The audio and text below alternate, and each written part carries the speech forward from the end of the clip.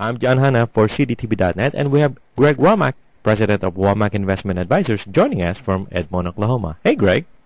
Hey, John. How are you, sir? Great. And how was the Super Bowl weekend for you? Well, it was fun. It was pretty non-eventful. Just sat around the house and watched the game, and I was pulling for Green Bay, and they pulled it out. So it was good to see him come through, and both great teams and good. It was a great game to watch. You hate to see blowouts, and it wasn't a blowout by either one. So we had a great time just watching the good game of football. There you go. That's good. So, Greg, what do you have for us this week?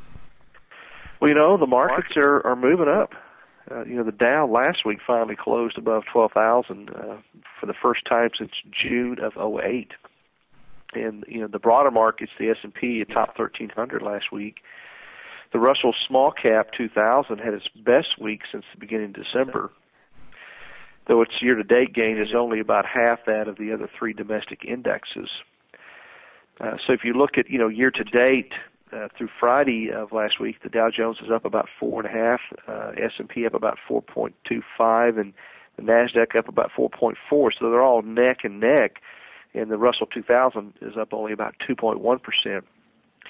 Now today, which is Monday the 7th, around 12:30 Eastern Time, the Dow was up 80 points, so well above that 12,000 mark to 12,170.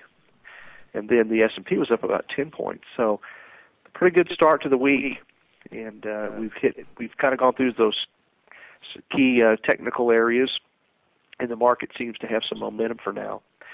And of course, there's optimism about the economic recovery and also concern about whether that would result in inflation. And we're seeing also Treasuries last week also had a 32-point jump in the yield, which returned to a level last seen in spring of 2010.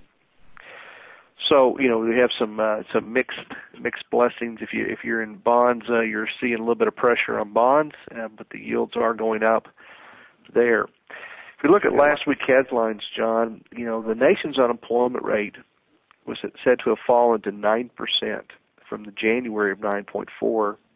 9% in January from 9.4 in December. So it was a pretty disappointing jobs creation, only 36,000 compared to 121,000 gained the month before. So, a lot of job gains were in the retail and manufacturing. Declines, though, were in construction, transportation, and warehousing. And we're also showing, according to the Commerce Department, that the American spending is rising faster than the incomes, at least in December. Of course, a lot of people are shopping in December, so we're probably seeing some of that for the holiday season. So disposable personal income was up 2.1% higher than the previous December. So while spending was up only 1.5% from a year earlier. So consumers are starting to spend more, and that may bode well for economic conditions in the near future. The U.S. manufacturing increase in January for the 16th straight month, and the Institute for Supply Management's index hit 60.8, its highest level since May of '04. The ISM services sector gauge also rose strongly, reaching 59.4. Any figure, John, above 50 represents growth. So the service and manufacturing sectors continue to show growth mode. Construction spending on both private and public projects fell 2.5% in December. A lot of pundits blame this on the weather, and but this was also 6.4% below last December's figure. And then we have oil prices. They've retreated below the $90 per barrel as levels. Supplies appear to be really unaffected by the political crisis in Egypt.